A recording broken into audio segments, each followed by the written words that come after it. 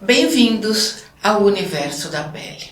Eu sou Valéria Petri, sou professora titular do Departamento de Dermatologia da Universidade Federal de São Paulo e tenho aqui para vocês uma coleção de questões interessantes sobre a pele, assuntos que não estão nos livros ou pelo menos a parte prática precisa ser ajeitada para que a gente consiga resolver os problemas dos pacientes. Portanto, o nome dermatologia de resultados tem muito a ver com a necessidade de resolver problemas. A pele precisa de muito respeito. Ela é muito acessível. Todos querem, de alguma maneira, participar do que a pele é capaz de fazer. Ou seja, se existe uma ferida, as pessoas querem alguma coisa que possa melhorar a ferida. Pois então, melhor que a natureza não existe. E a natureza só precisa de respeito. A pele muitas vezes se resolve sozinha. Ou ela não precisa mais do que higiene e não perder água. Vocês vão ver muita coisa sobre a pele. Eu não vou falar de estatística, eu vou falar daquilo que a gente vive todos os dias e como a gente resolve.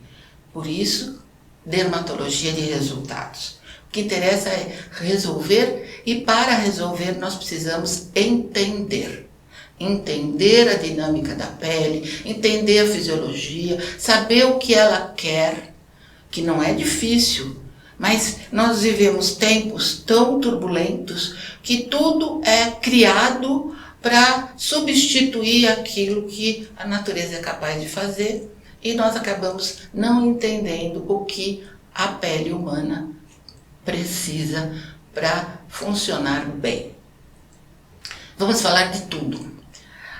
E vocês vão gostar.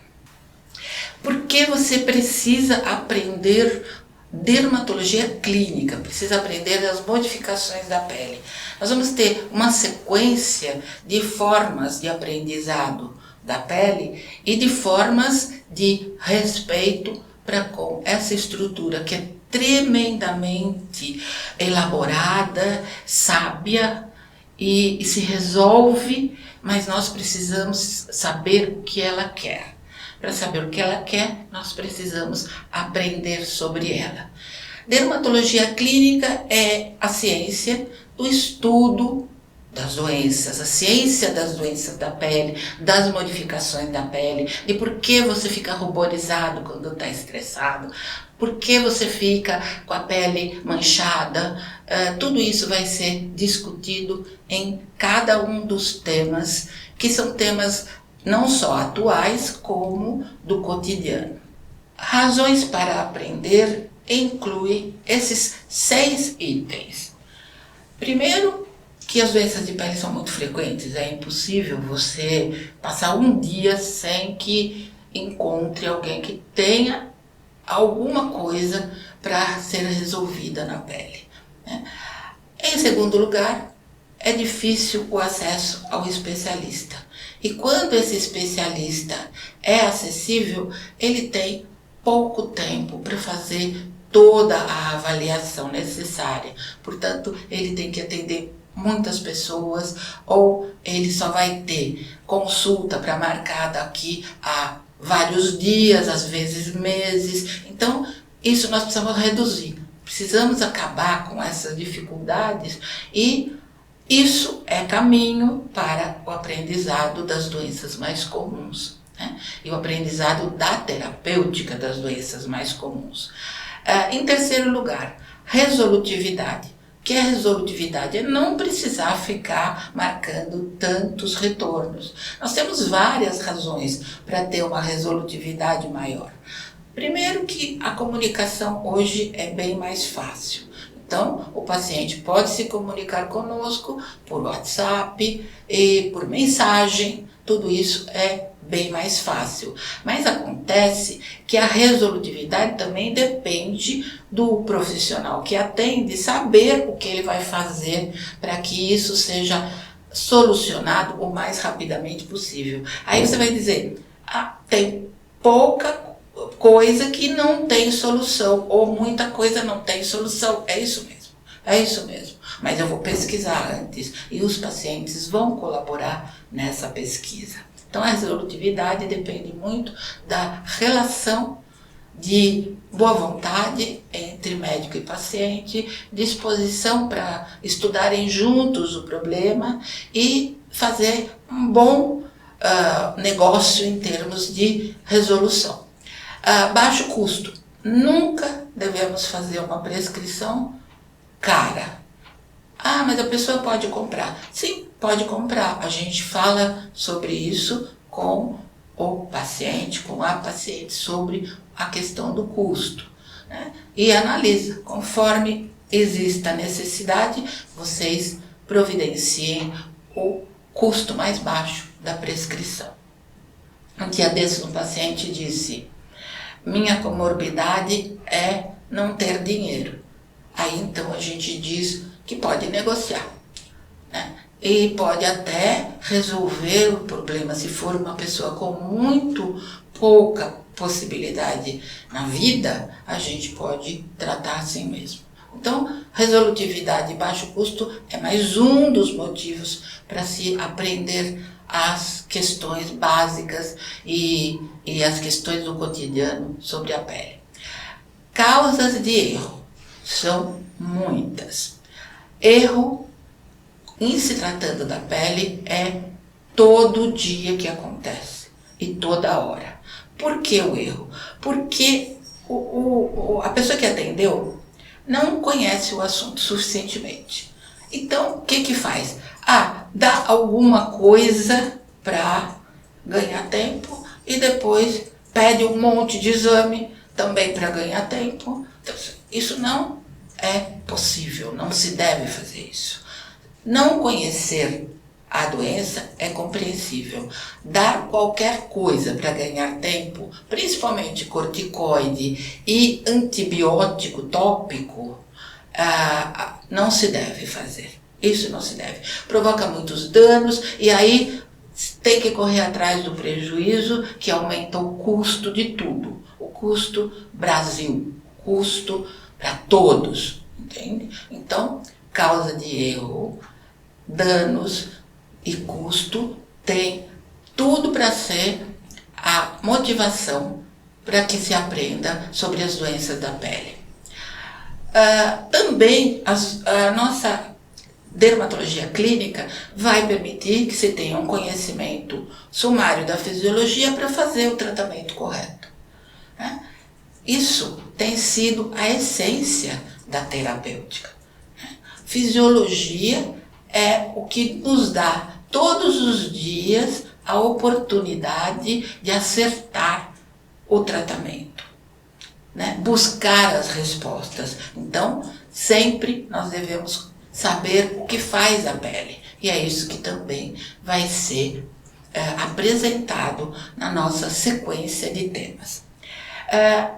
Por último, nós vamos ter que o tempo de aprendizado curricular de dermatologia é muito pequeno. Ou seja, quase não se aprende nada. São poucos meses, as pessoas que estão lá, os alunos, gostam de determinados assuntos sobre a pele, gostam de aprender sobre acne, gostam de aprender sobre hanseníase, mas eles esquecem tudo. E depois de formado, então, aquilo fica como uma vaga lembrança. Então, o tempo de aprendizado durante o curso médico em dermatologia é quase nulo diante das necessidades que nós temos no dia a dia de tratar pacientes com doenças de pele. Ainda mais, se você já aprendeu o básico, você vai ter que aprender mais ainda. Por quê? Porque a pele é uma barreira seletiva entre os meios interno e externo. Imagine só, ela é um filtro, e esse filtro tem que ter uma sabedoria enorme para saber o que pode e o que não pode ser absorvido, o que pode causar danos dependendo do ambiente. Então, nós vamos ter, na pele, é preciso ter toda a confiança no que ela faz em termos de filtragem de problemas. Como ela vai lidar com as bactérias, como ela vai lidar com os vírus. E, nesse caso, nós percebemos que a pele tem uma sabedoria incomparável. Não dá para nenhum produto substituir a sabedoria da pele. Portanto, tem que conhecer essa sabedoria e respeitar. A pele é um sinalizador. Ela indica muitas situações que podem estar ocorrendo, mas que não foram ainda percebidas do ponto de vista sistêmico. Então, pela unha pode-se saber sobre doença cardíaca, essa aqui o sinal que as pessoas conhecem até mesmo do tempo do curso curricular. Então vai ter unha em relógio de vidro, de relógio, tudo isso as pessoas se lembram, mas elas não têm ideia de que as unhas podem refletir problemas vasculares e problemas artropáticos, ou seja, artropatia, podem refletir doenças gerais de vários tipos, de várias naturezas, e a pele então passa a ser um espelho, e esse espelho é sábio, esse espelho faz tudo para nos proteger. Então, veja só, eu vou citar um exemplo de como se protege a pele. Se você tem um atrito prolongado num determinado ponto, o que ela faz? Ela fica grossa para proteger você desse atrito. Então, ela é protetora em vários aspectos. A pele também oferece a chance de se perceber fenômenos gerais antes que apareçam outros indicadores, né? Antes que sejam identificados os outros indicadores. Por exemplo, doença de Addison, insuficiência suprarrenal. A pessoa mudou de cor. Então você vai perceber isso antes de encaminhar para o endocrinologista, que vai perceber que essa pessoa quase não tem cortisol, que ela está quase com a pressão zerando, né? Então nós vamos ter fenômenos gerais sendo identificados pela pele antes de outros indicadores. E são muitos, e vocês vão saber quais são. A pele também expressa, além das condições clínicas, as condições psíquicas. Às vezes, as unhas frágeis querem dizer que houve estresse prolongado. Claro, porque o estresse promove vasoconstrição. Então, nós vamos ter vários elementos que indicam condições psíquicas e vamos apresentá-los. Como eu falei, a doença de Addison tem hiperpigmentação facial, pode também ter alopecia areata, vejo, na doença de Addison, né? Pode aparecer vitiligo na doença de Addison e pode aparecer uma situação que não é bem conhecida, que é o líquen escleroso. Vocês vão ter aqui nesse esquema uma grande visão, uma abordagem ampla do que é a doença de Addison. Mas eu vou falar da experiência que a gente tem. Entra a moça, uma cor estranha, parece que ela tem algum problema, pode ser hepático, não sei, mas uma cor estranha, meio cinza esverdeado. E o que ela diz, a moça? Minha mãe disse que a minha cor não é essa. Sim, na maior parte das vezes, e com essa frase, se trata de doença de Addison. Veja só, pela cor da pele. Claro que icterícia é muito conhecida, mas doença de Addison precisa ser identificada, porque não só a cor da pele, como a frase, minha mãe diz que a minha cor não é essa, já orientam para essa possibilidade diagnóstica. Outra associação importante, a pele dá uma ideia de que a associação existe. Então, quando vocês têm um paciente acromegálico, pode procurar essas outras alterações, acantose nigricante, espessamento da unha, que chama unha paquidérmica, né? Então, seria espessamento, aumento da língua, hiperidrose, hipertricose, tudo isso associado à acromegalia. E todas essas alterações listadas são identificadas pelo dermatologista e pelo clínico treinado. Por que a dermatologia pode ser ou parecer difícil? Claro, as doenças são muitas, são milhares. Muitas vezes, uma mesma doença tem aspectos diferentes. Então, isso já é mais um complicador. As doenças da pele são muito dinâmicas e podem variar na forma, no aspecto e variam também durante a evolução. A gente reconhece uma ferida quando está cicatrizando, portanto, a variação de aspecto vai nos dando uma ideia de tempo. Portanto, várias doenças podem ter o mesmo aspecto e a mesma doença pode ter vários aspectos. Então, um aspecto só para várias doenças e uma doença com vários aspectos. Em geral, a dermatose, ou seja, a doença dermatológica ou a afecção cutânea que a gente atende, ela já vem mexida, já foi manipulada ou houve interferência de produtos que foram usados com ou sem a indicação do médico. Então, nós vamos ter que lidar com essa cebola, que é retira a parte que tem a ver com a alteração de por manipulação ou por interferência de tópico. Aí é a cebola, né? Vai tirando para saber o que tem na essência, qual é a essência do problema. Aqui, para falar que várias doenças têm praticamente o mesmo aspecto, vocês estão vendo aqui redondinha, com eritema nas bordas, a borda é elevada, mas a segunda também não é redondinha, mas pode ser uma placa grande com as bordas ali elevadas. Na terceira situação, a borda pode ser elevada em alguns pontos, ela está bastante alterada no centro, todas estão alteradas no centro. E na última, nós vamos ver que são anéis, né, com o centro também alterado na cor. Qual desses 4 casos corresponde a uma micose? O primeiro, o segundo, o terceiro, o quarto? Pois é. Você pode ficar perplexo diante de casos que você imagina que sejam micose e não são. E que imagina que não é micose e é micose. Então, temos que aprender essas diferenças. A forma, o aspecto, a sintomatologia, tudo isso vai entrar como colaborador para raciocinar a respeito do problema. Tá? Então, pode acertar.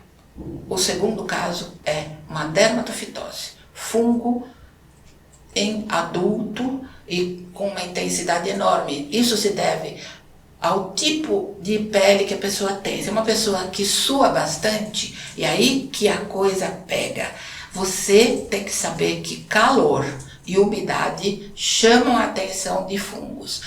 No terceiro caso, nós vamos ver que a pele é muito seca. Então, os fungos não gostam de pele seca. Os fungos também não gostam de dorso da mão. É estranho isso. Então, não é micose nos 3 outros casos.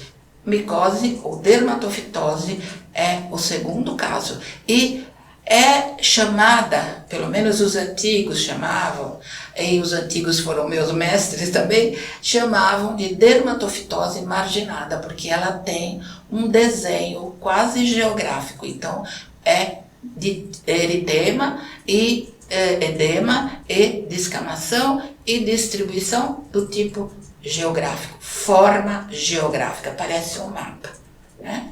Os detalhes a gente vai percebendo com a prática. Aqui, a mesmíssima doença, mas as apresentações são diferentes, existem mais apresentações do que essa.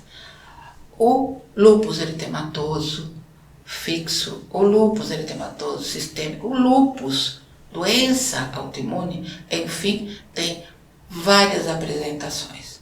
Mas, por curiosidade, vocês vão ver que a primeira apresentação acima, à esquerda, é comedoniana. Tem o que parecem ser cravos agrupados. Esse é lúpus. A segunda, na fronte, junto do couro cabeludo, é uma lesão em placa atrófica, é lúpus. A terceira, sabe como a gente distingue e tem certeza de que se trata de lúpus? Quando a lesão também está dentro do pavilhão auricular. E na última é um lúpus bem mais, vamos dizer, com possibilidade sistêmica. Mas isso é faro clínico. De fato, o que tem que fazer é pensar lupicamente, herpeticamente, sifiliticamente, tudo isso acontece em dermatologia e vocês vão acostumar com isso. Aqui nós vamos ter várias situações que são induzidas, né? Sempre induzidas por algum tipo de medicamento que foi utilizado intempestivamente. São as dermatites de contato. Como eu dizia, todas as dermatoses podem vir alteradas. Por quê? Porque existe uma necessidade primeira de fazer com que se resolva no nível doméstico. Então alguma coisa é feita. Sempre tem a vizinha que fala que é bom pôr babosa, sempre tem a outra que fala que é chá de picão. Tudo isso a gente já sabe que altera e também sabe que acontece regularmente. E a própria pessoa, vejam só, se for prescrito um corticoide tópico, pior ainda, um corticoide tópico com antifúngico, com antibacteriano, com tudo isso, a pessoa vai usar, claro, foi prescrito por um colega, ela vai usar, ela vai deixar na gaveta, né? Vencido ou não, na primeira chance ela vai usar. E se der resultado, aparentemente, ela vai continuar usando, vai usar nas crianças, vai dar para o marido, vai oferecer para um amigo quando ele tiver alguma coisa. Então, fica vermelho, vamos passar esse creme aqui que funcionou. Nesses casos, geralmente é corticoide tópico que faz isso, com exceção da criança que tem uma dermatite de contato palpebral. Algo que a criança mexeu, que foi colocado na pálpebra pela mão dela e alguém usou corticoide. Sempre por causa de corticoide. E tem também o corticoide mais antifúngico, mais antibacteriano, mais qualquer coisa, e isso provoca muito problema. É dermatite de contato periorificial, como vocês estão vendo na última fotografia da direita, dermatite de contato que fica dando rebote, para de usar, volta tudo, e às vezes volta pior. Então veja, nós temos também aqui o caso da cebola, tem que tirar o que está, vamos dizer, alterando o quadro real e ver o que sobra. Só que é muito difícil retirar corticoide da face de quem está usando há tempos. Porque o rebote vai aparecer e porque a pessoa que usa, quando vê que dá rebote, diz assim, eu vou usar mais um pouquinho, só essa vez. Então, é isso, vicia. Corticoide tópico vicia. Ele dá certo nos primeiros dias, depois ele passa a exigir que se use novamente. Então, veja, é importante que você não faça uso do corticoide regularmente quando você não tem domínio do que está acontecendo realmente com a pele da pessoa, tá? Então nós vamos falar várias vezes sobre isso. Corticoide tópico, antibiótico tópico, antifúngico tópico. Se for indicado de forma equivocada, vai causar dermatite de contato e muitas vezes dependência. É praticamente tóxico. Então, vamos acertar o diagnóstico antes de dar um tiro no escuro.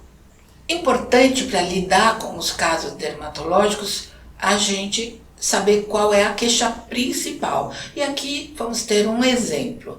Ela tem rubor na face, que é o chamado flushing. Quando esse rubor começou a aparecer? Quais são as causas desse rubor? Vocês podem ver que são muitas as causas. A gente pode, nesse rubor, pode identificar às vezes problemas que não são só de ansiedade. Outras doenças podem causar rubor. né?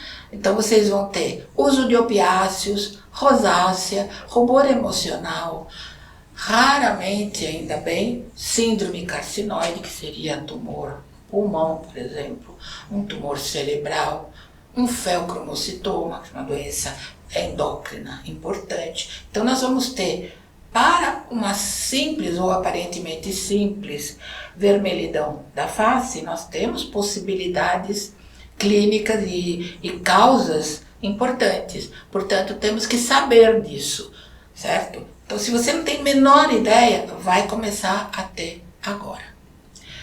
Medicamentos importantes podem causar esse tipo de rubor.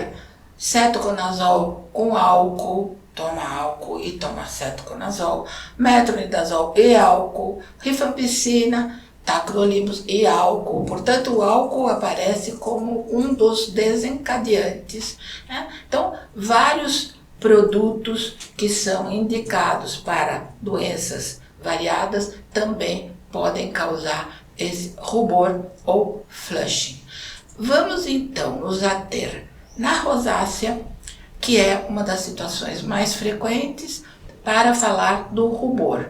Quando chegarmos à aula ou apresentação de acne, vocês vão ter rosácea também, porque é uma forma de acne. Aqui nós vamos ter um facilitador da compreensão dos problemas dermatológicos. Vocês estão vendo que existem padrões. Esses padrões já vão ajudando. Há doenças que acontecem só nas dobras e nessas regiões que estão sendo apontadas na primeira coluna, né? Então, vamos falar de doenças que acometem as regiões das dobras, tanto do cotovelo como do joelho. Então, seria dermatite atópica. Dermatite atópica tem esse padrão. Outras doenças têm outros padrões. Então, os padrões, por exemplo, fotossensibilidade, que está na segunda coluna, essas duas imagens mostrando a fotossensibilidade, ou seja, você tem a fotossensibilidade espontaneamente ou não, toma medicamento e fica com erupção que depende do sol, também tem esse padrão. Portanto, os vários padrões vão nos ajudar a identificar a doença. Aqui nós temos dois exemplos importantes de padrões. Dermatite atópica. Dermatite atópica pode ser a criança da esquerda, o intertrigo também é a criança da esquerda. Vocês vão ter o intertrigo entre os dedos dos pés. Então nós vamos ter que os padrões flexural, intertriginoso, crural, tem as doenças correspondentes. Então os padrões ajudam muito a perceber e já imaginar qual pode ser o grupo de doenças que deve ser investigado. Outros padrões, então, como eu disse anteriormente, são as reações que dependem da luz, portanto, são as reações fototóxicas. O fotoeczema de contato, erupção polimorfa à luz, lúpus, exantemas, tudo isso tem padrão. E é o padrão ligado à existência da luz, ou seja, nas áreas expostas é que vai aparecer. Outro padrão seria o padrão de comprometimento dos membros superiores e inferiores. Aqui à esquerda vocês estão tendo um padrão típico do eczema namular, que atinge a pele seca dos braços e das pernas. Eczema namular é uma das manifestações da dermatite atópica do adulto também. Então nós vamos falar sobre isso oportunamente e vocês vão começar a identificar esses casos pelos padrões. Nós vamos ter a dermatite atópica infantil, que hoje é muito frequente, e não só a infantil. Hoje, o diagnóstico de dermatite atópica é quase obrigatório em pelo menos 50% dos casos que nós atendemos. Outros padrões. Quando a lesão segue um trajeto linear, quando ela segue um trajeto de semicorpo, seria assim, metâmero no tronco, por exemplo, a gente pode chamar de padrão zoster-iforme. Então vocês estão vendo aqui que os padrões dependem do aspecto e nós vamos dar o nome a cada um dos padrões, vamos dar um nome que orienta para a pesquisa da causa, né? Aqui um padrão geográfico bem característico seria como um mapa em que as bordas são bem desenhadas em alguns pontos, então é chamado padrão geográfico, certo? Dermatofitose marginada era o nome que se dava na dermatologia clássica pelos antigos e até hoje nós usamos. Vocês estão vendo aqui uma sequência de doenças, muitas delas, que têm padrão anular. Portanto, quando se encontra um padrão anular, que seria o eritema formando um anel, nós temos muitas hipóteses. Não é micose, são muitas hipóteses. Até pode acontecer de fungos produzirem um padrão anular, mas muitas outras situações ou estados patológicos fazem com que apareça o padrão anular. Aqui vocês estão vendo que o padrão mesmo de doença que tem lesões anulares é o granuloma anular, bem típico. Nesse caso aqui vocês estão vendo o anel com o centro já violáceo e as bordas bem ativas e elevadas. Granuloma anular é o padrão das doenças granulomatosas. Padrão reticular, então seria esse rendilhado na mucosa à esquerda e o rendilhado na pele à direita. O padrão reticular ainda, nesse caso aqui, que confunde muito com pitiríase versicolor. Isso é interessante, porque essa doença ou essa situação acontece muito entre rapazes morenos com esse tipo de erupção que não é produzida por fungo, mas é muito discutida como eventualmente ter fungos do ar, né? Então, vocês vão aprender sobre isso. Esse padrão reticular acontece nessa papilomatose reticular confluente e o nome é bonito, chama-se Gougerot-Cartot. Vocês vão aprender a identificar isso ao invés de ficar boiando nesse tipo de problema. Aqui o padrão livedoide. Livedo todo mundo conhece, já sabe que é um padrão também rendilhado ou reticular, então não vai ser difícil reconhecer o livedo, só tem que saber por que ele acontece. Aqui um padrão linear bem típico de um líquen estriado que acontece frequentemente em crianças, ou não tão frequentemente, mas é o líquen estriado, um padrão linear característico. Padrão lamelar, veja só, parece uma pele de jacaré à direita, é um padrão bem ictiosiforme ou lamelar, e à esquerda vocês estão vendo aí o ressecamento da pele com infecção secundária e com todos os problemas de quem não pode ou não sabe cuidar de uma erupção importante na pele, podemos ter quadros exuberantes desse tipo, né? Então, padrão lamelar.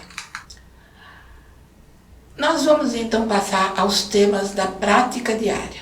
Vejam só, o que é frequente na nossa prática são os eczemas. Eczema, basta pensar em pele efervescente. Vocês vão ter na primeira coluna da esquerda 2 tipos de eczema. Um bem atual, bem recente, bem agudo, e o outro que já está praticamente consolidado e crônico, mas que tem momentos de agudização. Nas mãos, o eczema crônico de contato de um trabalhador que lida com substâncias que são próprias do seu meio de vida. Abaixo dessas mãos vocês vão ver a constrição produzida por um eczema crônico, ou seja, a estase sendo seguidamente estimuladora de aumento da queratinização. Forma-se um verdadeiro couro ou couraça. Né? Então, o eczema de estase crônico vai fazendo com que a ceratinização seja constante e muito espessa. Né? Agora, uma forma aguda seria na coluna prévia, ou seja, na coluna antes da última, que seria na penúltima. Vocês vão ver as mãos com desidrose, que é um eczema bastante comum, né? Suando demais, e o suor é irritante, e o suor passa a ser um contactante irritante. E abaixo dessa mão, vocês vão ter um eczema agudo de tipo, vamos dizer, atópico, paciente com dermatite atópica. Né? Então pode ser um eczema numular ou dermatite atópica simplesmente. No calcanhar à direita, nós vamos ter um eczema crônico, provavelmente por contato, e acima dele um eczema subagudo, com elementos de agudização e elementos de cronicidade. Nós vamos falar de acne também. Nós vamos apresentar uma quantidade de casos que estão associados a acne ou se parecem com ela ou são acneiformes. Então, a acne vulgar é a primeira figura da esquerda, uma acne vulgar grave, tipo 4, como vocês vão ver quando vocês tiverem a aula de acne. Vocês vão ter a rosácea, que seria uma forma de acne não vulgar. A rosácea é uma erupção acneiforme. Qual é o aspecto interessante nesse caso do meio? Vocês vão ter essa pele bastante dura, mais rígida, bastante inchada e com nódulos. Seria uma rosácea granulomatosa. Como eu sei que é uma rosácea e não uma acne comum, como acontece à esquerda? Nesse paciente, a acne vulgar grave chama atenção também com nódulos, mas na paciente do centro nós sabemos que é uma rosácea granulomatosa pelo fato de ser bastante consistente e poupar a região pré-auricular. Não é interessante? Aí, a terceira paciente aqui à direita vai ter uma rosácea que pega todo o centro da face, principalmente as regiões malares e o nariz. Por quê? Porque a rosácea pode afetar o nariz e provocar um volume, deixar um volume muito grande e inestético e feio do nariz. Então, talvez a gente possa tratar precocemente para isso não acontecer. Então, é outra forma de rosácea. Aqui, sobre as perdas de cabelo. Todos os tipos de perda. São vários tipos de perda que vocês vão ter. Desde perda, vamos dizer, proposital, que uma criança que arranca os pelos, vocês vão ter à esquerda. As perdas androgênicas, que são as mulheres com problemas androgenéticos, que seriam no climatério ou alterações endócrinas, ou o próprio envelhecimento pode fazer isso, de provocar uma alopécia androgenética. Vocês vão ter alopécia areata, que seria essa da criança, das duas crianças acima, e na barba, acima dessa alopécia areata grande, vocês vão ter a alopécia da barba. Né? Então nós vamos ter vários tipos de alopécia que serão apresentados e discutidos para que vocês aprendam a distinguir. Vai ser muito bom. Aqui a questão das manchas. Manchas de todo tipo. Né? Então nós vamos ter mancha melânica, mancha provocada por alteração vascular. Então nós vamos ter manchas congênitas, vitiligo, manchas que são próprias de lesões da gravidez, seria melasma ou cloasma. Então são hormonais da gravidez, se chama cloasma. Melasma é quando é mancha desse tipo, marrom, às vezes extensa e às vezes vamos dizer, pontuada, né? Nós vamos ter manchas escuras, manchas claras e manchas de todo tipo, especialmente manchas pós-inflamatórias. Então vamos às manchas.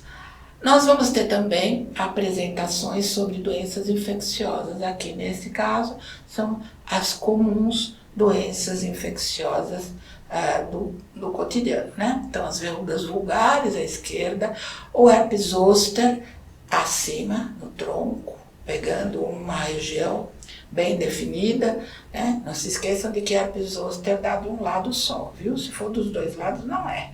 Abaixo dessa placa ou desse tronco com herpes zoster, que pega boa parte do membro superior, nós vamos ter um dedo aqui abaixo, que é herpes digital. Nesse caso, herpes simples, que ocorre no dedo. Muito doloroso, né? E o diagnóstico precisa ser feito rapidamente, porque o sofrimento é grande. Nos dois casos, herpes zoster e herpes simples.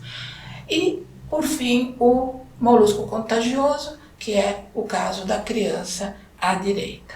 Estou falando de tudo que vocês vão ver na vida, como dermatologistas ou como pós-graduado, como clínico, vocês vão ver esses casos com regularidade, ou já viram e não fizeram outra coisa além de encaminhar para o dermatologista. Então, os impetigos, as doenças infecciosas bacterianas, sendo que à direita nós vamos ter uma erisipela clássica, e a erisipela é, como regra, unilateral. Se ela for bilateral, existe aí um defeito congênito dos vasos. As doenças infecciosas que são, vamos dizer, provocadas por fungos, são bastante frequentes, e nós estamos apresentando aqui aquela que acontece no couro cabeludo da criança, especialmente produzida por Microsporum canis, ou crianças que brincam com cães e gatos, um fungo que existe no solo, que é o Microsporum canis. No centro vocês vão ver um intertrigo provocado por Candida albicans, e à direita uma raridade. A doença é frequente, mas a raridade é aparecer no rosto da criança a ptiríase versicolor. Quero lembrar vocês que ptiríase é com P-I, não é P mudo, não é ptiríase, é P-I-T-I, etc. Então, é ptiríase. Estou acostumada a ver escritos com essa dúvida, PT, ptiríase, sem o I. Não errem, tá? Aqui também, entre as doenças infecciosas, as doenças produzidas por parasitas. Vejam que incrível o caso da extrema esquerda, que é de uma criança que tem sarna crustosa, ou sarna norueguesa. É um tipo de sarna que tem em cada escama milhares de ácaros, né? Uma criança soropositiva para HIV, que hoje já é adulta e foi tratada com ivermectina. Na época praticamente não se usava, era uma medicação de uso veterinário. E então nós começamos a dar ivermectina para crianças pequenas, porque era pior do que correr qualquer risco farmacológico, né? A gente ter uma criança que ninguém se aproxima dela porque ela tem milhões de ácaros e transmite a escabiose.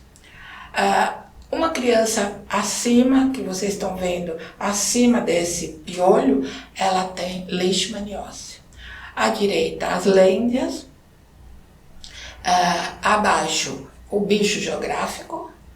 E ao lado, extrema direita, nós vamos ter o berne. Seria a mosca varejeira colocando larva dentro da cabeça da criança, nesse caso, e essa larva respira por esse orifício, portanto fica um brilho de tipo translúcido no orifício, né?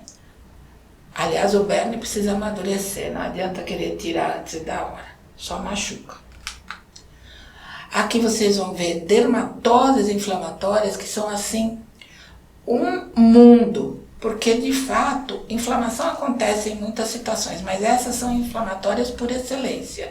Então nós estamos falando da psoríase, que são as figuras de cima, as 3 figuras de cima, e estamos falando da hidradenite. Desculpe, a psoríase também é desse abdômen que vocês estão vendo, que é um tipo de psoríase que é chamada psoríase em gotas. E as outras 3 que ficam abaixo indo para a esquerda são lesões muito graves de hidradenite supurativa. São doenças inflamatórias importantes de se conhecer porque elas têm um componente infeccioso que precisa ser logo resolvido, ou elas vão desenvolver uma forma de inflamação muito rígida e que vai comprometer a vida toda dos indivíduos. Hidradenite é doença grave, psoríase é doença frequente. Aqui nós vamos falar também sobre pústula. Pústulas, que são bolhas com pus. No primeiro caso, à esquerda, vocês vão ter uma grande bolha com um conteúdo leitoso. Essa bolha tem um conteúdo que não é infeccioso. É um pus asséptico, é um pus estéril, é uma doença bem específica, que é chamada pustulose subcórnea. Tem um aspecto interessante nesse caso, repito, é essa foto da esquerda. Tem um aspecto muito interessante. Podem perceber que em torno da bolha não existe inflamação. É só a bolha com um conteúdo leitoso e essa bolha é asséptica. Não é infectada. Pois é, 2 doenças têm bolhas assépticas. Ou seja, o conteúdo é purulento, mas é asséptico.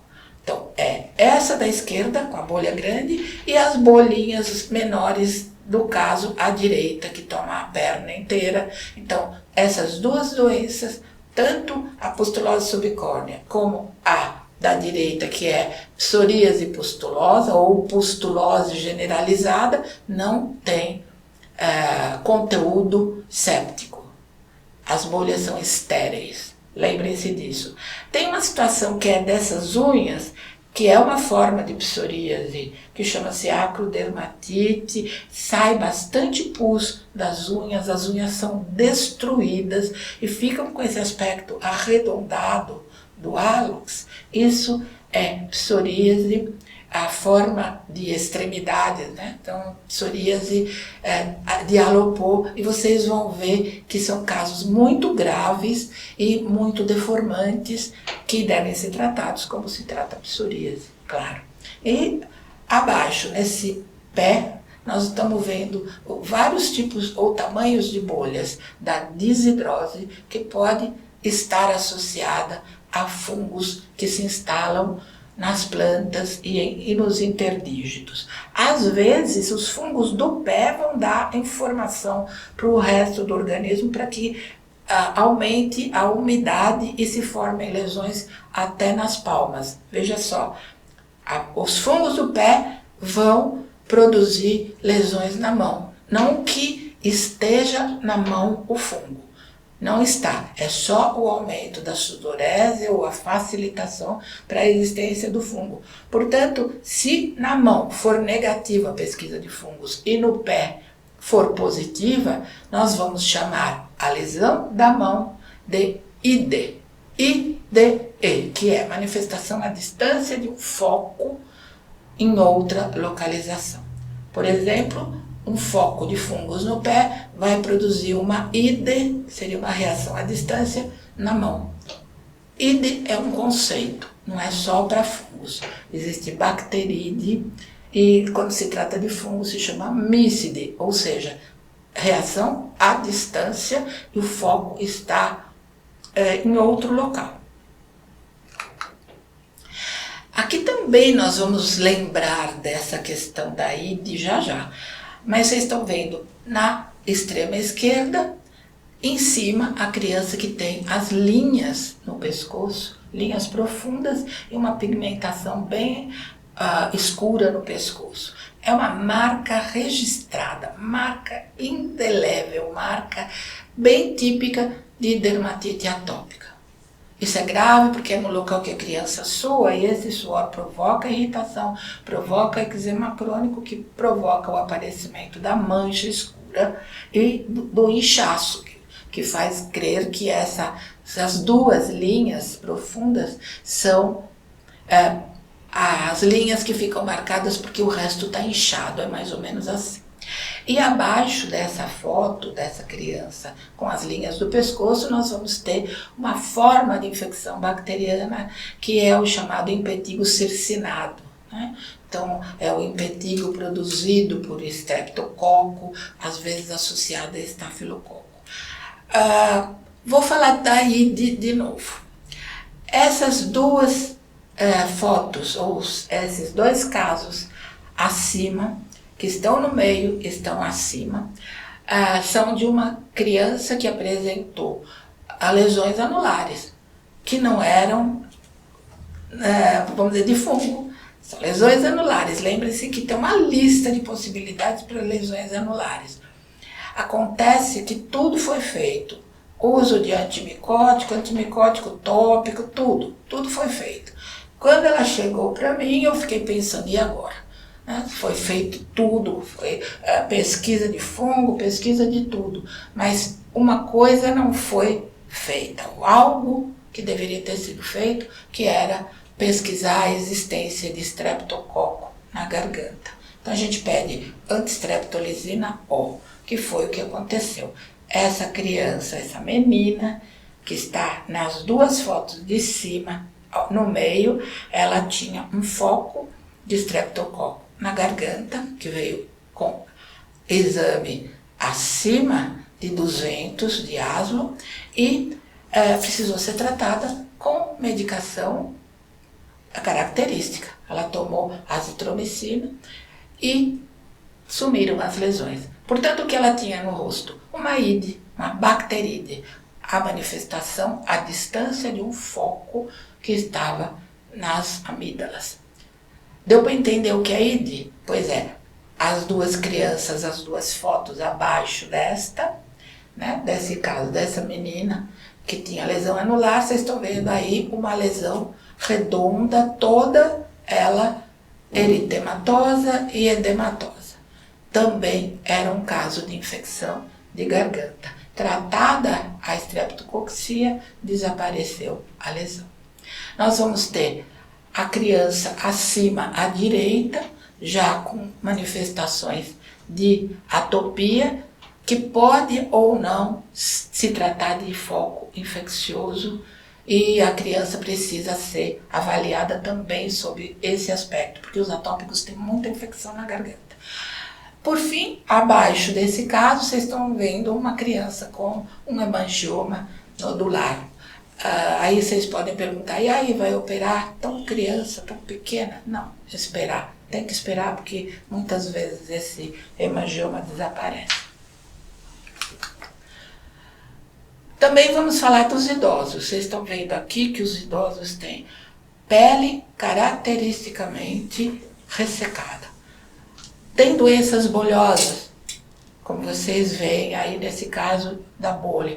Tem lesões que são acúmulos de queratina, porque com a idade a queratinização não vai sendo distribuída de forma regular, ela vai sendo acumulada. Então, esses focos de, vamos dizer, queratinização anômala e gorduroso, que é a verruga seborreica, é o nome disso. Verruga seborreica. Nem sempre as pessoas sabem que isso daqui não é câncer. À direita, então, aquele senhor, conheci muito bem, ele tem pele actínica típica, morador do Rio e de ascendência europeia polonesa. Só podia dar numa queratose actínica múltipla, né? Ou ceratose. Em vez de falar queratina, se fala ceratina. Na orelha, vocês estão vendo, na extrema esquerda abaixo, dos idosos podem surgir 2 tipos de lesão, que é carcinoma ou nódulo da hélice, que é muito doloroso, né? Idoso tem esses 2 tipos de problema nas orelhas, estou falando dos mais comuns, né? Vocês vão ver também que alterações vasculares são muito frequentes e os zoster, no caso da extrema direita abaixo, vocês vão ver que um zoster característico vai se definindo, mas a história ajuda muito e o tratamento tem que ser imediato, não pode esperar. Não é para contemporizar, é para dar ciclovir 4 gramas por dia, sem discussão. Um pouco de corticoide ajuda também a minimizar a dor herpética. Vamos ter também apresentações sobre câncer de pele. O primeiro, carcinoma base celular, o mais frequente, até meio raro que apareça nos braços, geralmente é em área, vamos dizer, face e áreas expostas, mas nem sempre nos braços, porque o que aparece mais frequentemente nos braços de idosos muito expostos ao sol a vida inteira é essa pele apergaminhada que vocês vão vendo no centro, com o carcinoma espinocelular, que é essa moeda de superfície bastante irregular e vermelha, né? A novidade é que, nesse caso do meio, pode retirar a lesão inteira, não costuma haver maiores problemas. Cicatriza e acabou-se. Claro que as pessoas têm muito medo do carcinoma espinocelular, mas ele depende muito da localização. Nos braços e pernas de pessoas muito idosas, ele não costuma ser metastático ou comprometedor da sobrevida. À direita, nós vamos ter uma aula especial sobre melanoma. Vocês estão vendo aí os 4 indicadores de existência do melanoma maligno. Da mesma maneira, vamos falar em algumas oportunidades sobre farmacodermias e nós vamos ter a apresentação especial sobre as doenças produzidas pelo medicamento, pelo uso de fármacos, né?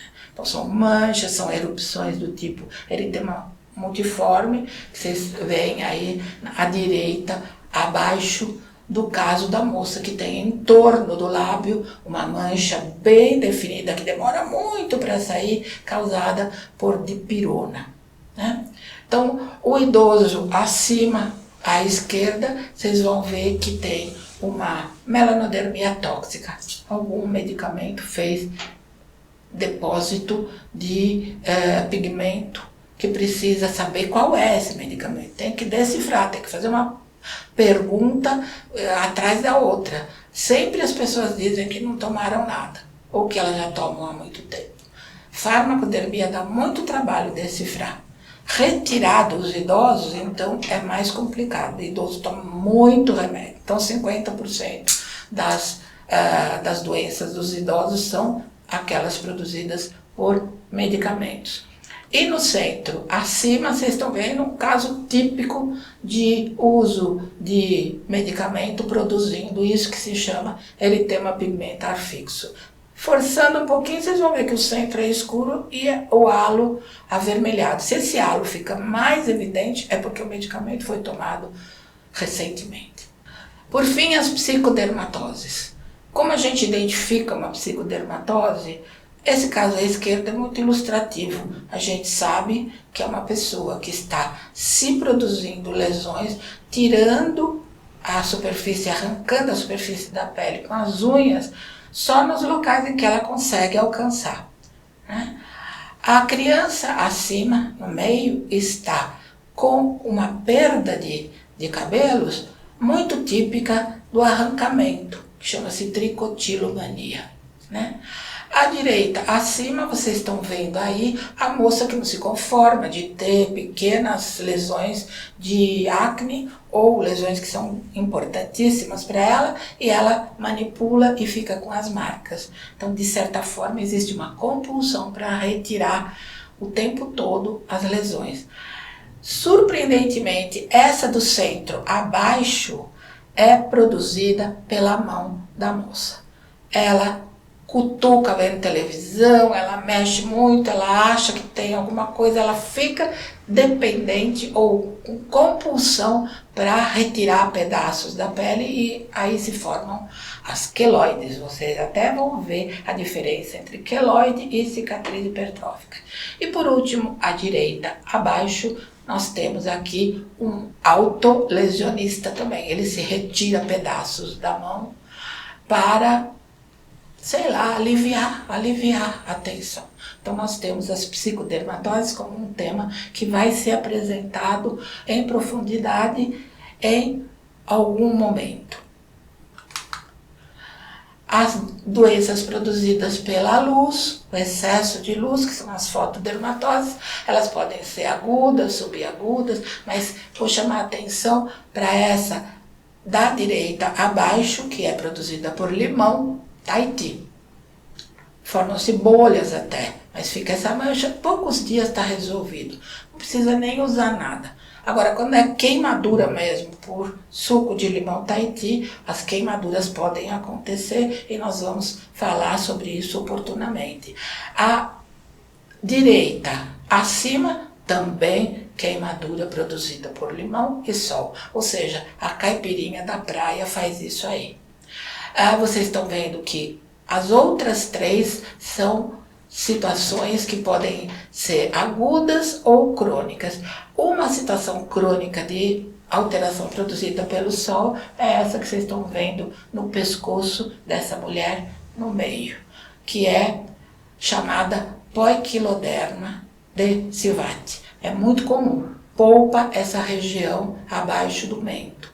Então é fácil saber, porque a pele está curtida pelo sol, mas essa região está polpada. Certamente é a região que não toma tanto sol quanto o resto.